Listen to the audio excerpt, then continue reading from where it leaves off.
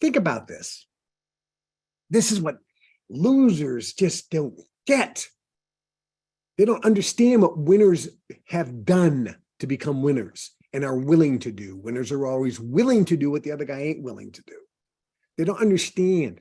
You know, there was Danielle turned me on to a series on Netflix called The Legend of Bruce Lee. It's 50 episodes. Each episode is almost an hour, and it's Bruce Lee's story. And I was going into this hyperbaric oxygen tank where you're in there for like 2 hours.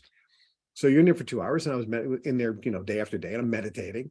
And there's a TV there because the guy says, hey, if you want to watch something on Netflix, just tell us and we'll put it on there.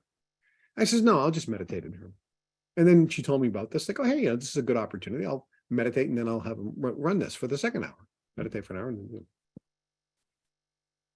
And in one particular scene, Bruce Lee is adamant that he wants to learn Chinese martial arts, authentic Chinese Kung Fu, from the greatest, arguably the greatest fighter in Chinese martial arts named Ip Man.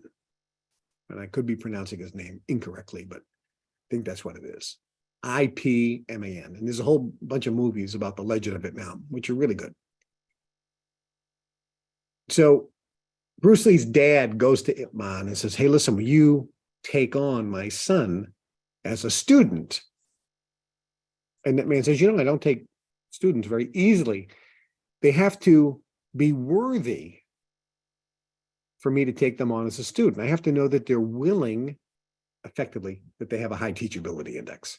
They're willing, they have a high willingness to learn, which is not just willingness to learn, the super desire to learn and willingness to accept change.